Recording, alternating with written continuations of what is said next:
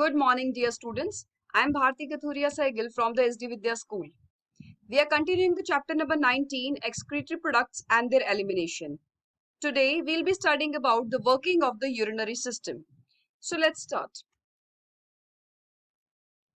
The urinary system, as we discussed, mainly consists of kidneys, and we discussed in the previous videos that they excrete the filter out waste of the body. Now, they regulate the salt and water balance in the body. And we also discussed that right kidney is slightly lower than the left because of the presence of liver. Now, each kidney, as we've already discussed, has renal artery and the renal vein. The renal artery which brings down the blood, and the renal vein which carries the blood away from the kidneys, and the ureter which carries the urine from the kidney to the bladder. Now, kidneys, we have already discussed, perform these major functions, that is excretion of the nitrogenous waste. They help in the osmoregulation. They help in maintaining the pH of the body fluids, and they help in maintaining the electrolytic balance of the body fluids by absorbing or secreting the ions. Now, how the kidneys function? In yesterday's video, we discussed in brief what is glomerular filtration, what is tubular reabsorption, and what is tubular excretion.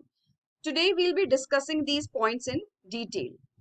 Now, glomerular filtration is the process in which the filtrate, in which the blood is filtered through the glomerulus. We discussed the structure of glomerulus, which is a network of capillaries in the Bowman's capsule.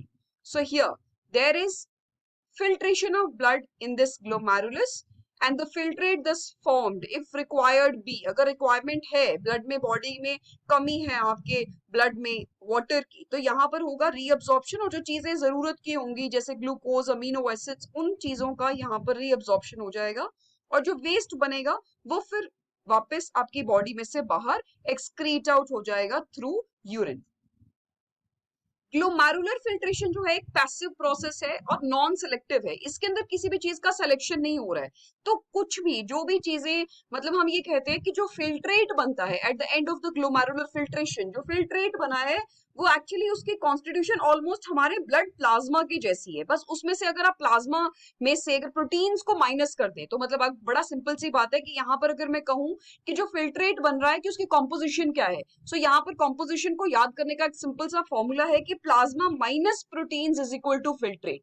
तो बस ये याद रखिए कि बहुत ही non selective process है. इसको कुछ नहीं मतलब है कि ये चीजें जरूरत की है या नहीं है, इसको बस ब्लड में से चीजों को फिल्टर आउट करना है. सो ग्लोमेरुलर फिल्ट्रेशन, इसे हम अल्ट्रा फिल्ट्रेशन भी कहते हैं क्योंकि बहुत ही माइन्यूटली चीजों को फिल्टर कर देता है, पूरी तरह से चीजों को रिमूव कर देता है.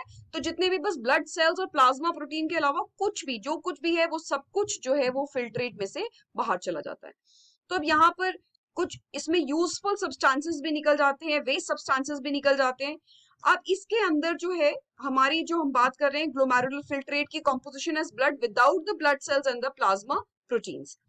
अब यहाँ जो प्रोसेस हो रहा है उसके अंदर तीन मेन मेम्ब्रेन्स हैं जो कि इन्वॉल्व है ग्लोमेरुलर फिल्ट्रेशन में. अब this is very very important कि what are the membranes which are involved in this process. कौन कौन सी मेम्ब्रेन है तो याद रखना है, यहाँ पर नोट डाउन कर लेंगे. This is given in the NCERT book also. This is given on page number 293 पर गिवन है आपके पास. तो तीन मेम्ब्रेन्स इन्वॉल्व हैं. तो तीन मेम्ब्रेन्स इन्वॉल्व कौन सी है? सबसे पहली तो है आपके पास जो कि एंडोथीलियम है, अपनी ही जो ब्लड वेसल की, जैसे ग्लोमेरुलस की जो है, दैट इज वन मेम्ब्रेन. ये तो ग्लोमेरुलस की अपनी मेम्ब्रेन हो गई एक. तो दूसरी मेम्ब्रेन है जो कि बोमेन्स कैप्सूल की है. बोमेन्स कैप्सूल की मेम्ब्रेन जो कि स्लिट मेम्ब्रेन है, जिसमें पोडोसाइट स्पेशलाइज्ड सेल्स होते हैं. और तीसरी है जो इन दोनों के बीच में प्रेजेंट होती है, विच इज बेसमेंट मेम्ब्रेन. तो ये तीनों के बीच में से फिल्टर हो जाता है पूरी तरह से ब्लड, और पूरा उसमें से जितना भी एक्सक्रीटरी वेस्ट के साथ साथ यूजफुल सब्सटेंसेस, सब कुछ, एवरीथिंग, हर चीज को वो फिल्टर आउट कर देता है और फिल्ट्रेट को आगे पास ऑन कर देता है टू द रीनल कॉर्पस्कल के अंदर पास ऑन कर देता है. जैसे हमने बात किया था कि ऊपर वाला जो पार्ट है जिसे ग्लोमेरुलस और बोमेन्स कैप्सूल के साथ ही रहता है, और उसके बाद नीचे वाला जो ट्यूब्यूलर पार्ट है जिसे हम रीनल ट्यूब्यूल कह देते हैं. तो रीनल कॉर्पस्कल से अब जो पार्ट आ जाएगा वो कहाँ आ जाएगा? Into the renal tubule. Renal tubule के हमने पढ़े तीन पार्ट्स होते हैं. रीनल ट्यूब्यूल के पार्ट्स हैं PCT, DCT and loop of Henle. Filtration, filtration जैसे मैंने बताया आपको, लिक्विड जो यहाँ से पास ऑन हो रहा है तो रिमूव हो जाता है वेस्ट। यहाँ पर ग्लोमेरुलस के अंदर जो नेटवर्क ऑफ कैपिलरीज प्रेजेंट है बोमेन्स कैप्सूल के अंदर, तो वहां से जितना भी वेस्ट है और इंक्लूडिंग वाटर, यूरिया, ये सब चीजें रिमूव हो रही है, और साथ ही साथ अमीनो एसिड, सॉल्ट, वाइटामिन, इन सब का भी रिमूवल हो जाता है। लेकिन प्लाज्मा प्रोटीन, सेल और प्लेटलेट्स ये ब्लड में रह जाते हैं क्योंकि वो कंपैरेटिवली लार्जर इन साइज हैं और वो आगे फिल्टर नहीं हो पाते हैं। इसके बाद नेक्स्ट स्टेप आ जाता है हमारे पास tubular reabsorption. Very important step, tubular reabsorption. Tubular reabsorption वो स्टेप है जिसमें जो चीजें हमारे लिए वेस्ट नहीं है, हमारी बॉडी को चाहिए, तो उसको बॉडी वापस से रीअब्जॉर्ब कर लेती है। अब एक सिंपल सी बात सोचने वाली है कि हमारी बॉडी में से लगभग हम कह रहे हैं 180 लीटर्स जो है लगभग हमारा फिल्ट्रेट बनता है। 180 लीटर्स फिल्ट्रेट जो बन रहा है वो सारा का सारा एक्सक्रीट नहीं हो सकता। एक्सक्रीट कैसे होगा? ऑब्वियसली इतना तो टोटल बॉडी में है भी नहीं, तो नहीं एक्सक्रीट हो सकता है।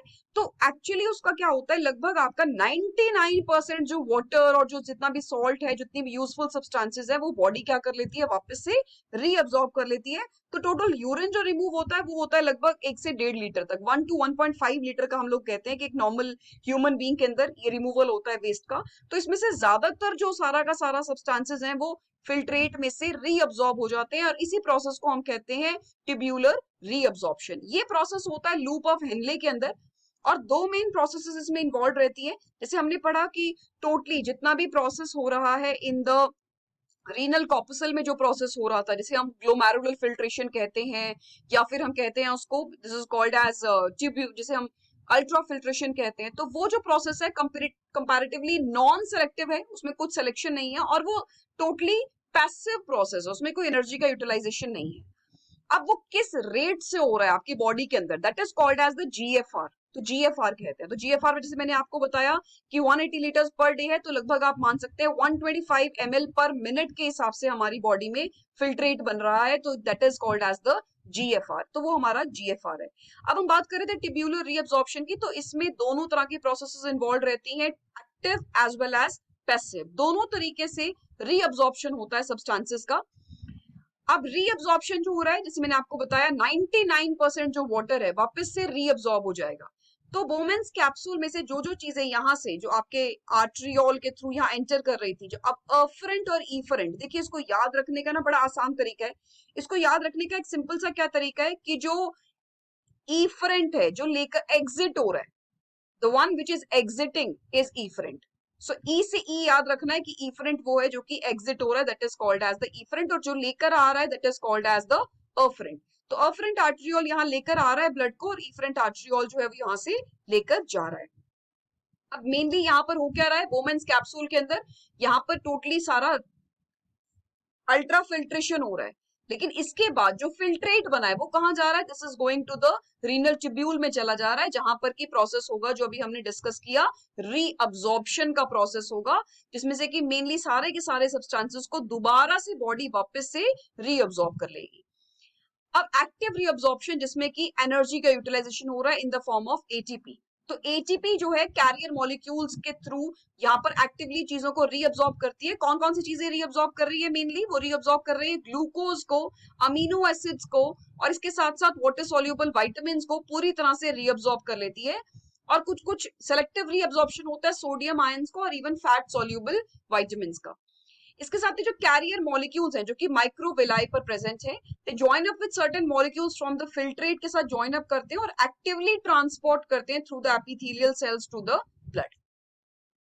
पैसिव ट्रांसपोर्ट वो है जिसमें कि कोई एनर्जी का यूटिलाइजेशन नहीं है, तो 65% जो वाटर है उसका पैसिवली ट्रांसपोर्ट हो जाता है, तो पैसिवली वो रीअब्सॉर्ब दोबारा से किया जा सकता है। और क्लोराइड आयंस जो हैं, जो कि सोडियम आयंस के पीछे पीछे चल रहे हैं, उनका पाथ को फॉलो कर रहे हैं, उनके भी रीअब्सॉर्प्शन हो जाता है पैसिवली। और यूरिया, यूरिक एसिड और क्रिएटिनिन, इन चीजों का लेकिन जो रीअब्सॉर्प्शन नहीं होता, क्योंकि ये हमारी बॉडी के लिए वेस्ट सब्सटेंसेस है और इनको बॉडी से रिमूव करना जरूरी है। So these are the substances which are generally removed out and are not reabsorbed. Next we have here the structure. अब यहाँ पर देखिए ये पूरा का पूरा प्रोसेस को इटसेल्फ यहीं से ही पता लग जाएगा आपको एक डायग्राम के थ्रू ही। तो अफरेंट आर्ट्रियोल जो है वो यहाँ ब्लड लेकर आ रहा है, और जब ये ब्लड यहाँ पहुंचा ग्लोमेरुलस के अंदर, glomerulus which is the network of capillaries यहाँ प्रेजेंट है, which is in the Bowman's capsule, ये जो मैंने आपको बताया कप शेप्ड स्ट्रक्चर है। अब यहाँ पर 3 मेम्ब्रेन है, देखिए दिस इज 1 मेम्ब्रेन जो कि ग्लोमेरुलस की अपनी मेम्ब्रेन है। नेक्स्ट मेम्ब्रेन ये जो आपकी बोमेन्स कैप्सूल की मेम्ब्रेन है, और इन दोनों के बीच में यहाँ प्रेजेंट है बेसमेंट मेम्ब्रेन। तो ये 3 मेम्ब्रेन्स मिलकर ब्लड को फिल्टर कर रही है, और बहुत ही बढ़िया तरीके से फिल्टर कर रही है कि हम उसे कह रहे हैं अल्ट्रा फिल्ट्रेशन। तो अल्ट्रा फिल्ट्रेशन के बाद जो ये फिल्ट्रेट बना है आपका, ये फिल्ट्रेट कहाँ चला जाएगा? This filtrate will go into the renal tubule में चला जाएगा, जहां पर की सब्सटेंसेस का रीअब्जॉर्प्शन होगा। और रीअब्जॉर्ब होने के बाद यहाँ पर जो जो चीजों की रिक्वायरमेंट थी बॉडी को, वो चीजें रीअब्जॉर्ब होती जाएंगी। इसके बारे में डिटेल में हम पढ़ेंगे काउंटर करंट मैकेनिज्म में। For now you can understand that यहाँ पर चीजों का रीअब्जॉर्प्शन हो रहा है पूरे रीनल ट्यूब्यूल में, इसीलिए हम इसे बोल रहे हैं ट्यूब्यूलर रीअब्जॉर्प्शन, क्योंकि यहाँ पर क्या हो रहा है, ट्यूब्यूल के अंदर ही आपका चीजों का रीअब्जॉर्प्शन हो रहा है। एंड देन इसके बाद जो फिल्ट्रेट बन गया है, जो कि आपके लिए यूजलेस है, जो जिसमें कि हार्मफुल सब्सटेंसेस हैं, वो सिक्रीट कर दिया जाएगा इनटू द कलेक्टिंग डक्ट। इसी थर्ड स्टेप को हम बोलेंगे सिक्रीशन। तो ट्यूब्यूलर एक्सक्रीशन, अब ट्यूब्यूलर एक्सक्रीशन क्या है, जो कि पीसीटी और डीसीटी के अंदर हो रहा है, और ये रीअब्जॉर्प्शन का रिवर्स है। तो इसके अंदर क्या हो रहा है कि जो हाइड्रोजन और पोटेशियम आयंस है, ये डायरेक्टली सिक्रीट हो रहे हैं, क्रिएटिनिन और यूरिक एसिड यहाँ पर रिलीज हो रहा है, और ड्रग्स और प्रिजर्व्स एंड कॉलरेंट्स जो है वो एक्टिवली यहाँ से एक्सक्रीट हो रहे हैं और बाहर की तरफ रिमूव हो रहे हैं बॉडी में से। रिमूव जो अब बाकी का बचा हुआ मटेरियल होगा, वो अब हम उसे बोलेंगे यूरिन है, और वो पूरे की तरह से कलेक्टिंग डक्ट के अंदर आ जाएगा। और यूरिन जो है वो आगे चला जाएगा into the loop of Henle के अंदर, जो कॉन्सेंट्रेट हो चुका है पूरी तरह से, जो बनने के बाद, क्योंकि उसमें से हमने बताया कि चीजों को रिमूव कर दिया गया, जो जो चीजें बॉडी को चाहिए वो तो ले ली। अब वो कॉन्सेंट्रेटेड यूरिन जो है वो आगे नेफ्रॉन, जो ये है loop of Henle is a section of nephron tubule in which water is conserved in the volume of urine is minimised. As the kidney works, purified blood is returned to the circulation while urine is collected in the urinary bladder. Urine तब तक store किया जाता है जब तक कि urethra में से वो बाहर निकाल नहीं दिया जाता। So this is what we discussed. यहाँ पर हमने यही डिस्कस किया ग्लोमेरुलर फिल्ट्रेशन, जिसमें कि ब्लड प्रेशर जो है वो छोटे छोटे सब्सटेंसेस को, जैसे वाटर, ग्लूकोज, अमीनो एसिड्स, इन सबको यहाँ से निकाल कर किस में दे देगा, रीनल ट्यूब्यूल के अंदर एंटर करा देगा। रीनल ट्यूब्यूल में से आगे आगे फिर क्या होता जाएगा, चीजों का सिलेक्टिव रीअब्जॉर्प्शन होगा, और फिर रीअब्जॉर्प्शन ऑफ वाटर होगा, यहाँ पर आप देख सकते हैं। एंड देन फिर ट्यूब्यूलर सिक्रीशन, जो जो चीजें रिमूव करने वाली हैं, जो हमें नहीं चाहिए, वो वापस से सिक्रीट हो जाएंगी, and then the concentrated urine will be formed, and then it is excreted out through the pelvis. There is about 96% of urine जो है वो ऑलमोस्ट वाटर का बना हुआ है, जिसमें से 1.5% सॉल्ट्स हैं मेनली, जिसमें सोडियम क्लोराइड है यूरिन के अंदर जो एक्सक्रीट कर रहे हैं। यूरिया जो कि हम कह रहे हैं नाइट्रोजनस वेस्ट, जो कि रिमूव होता है थ्रू यूरिन, वो फॉर्म करता है लगभग 2% ऑफ द टोटल यूरिया। इनमें कुछ क्वांटिटी ड्रग्स, टॉलरेंस, हॉर्मोन्स और प्रिजर्वेटिव्स की भी है, जो कि हमारी बॉडी से रिमूव होती है। तो लगभग मैंने आपको बताया था 1 to 1.5 लीटर यूरिन जो है बॉडी में से डेली रिमूव होता है। So that's all for today. That's all about the working of the urinary system. Thank you.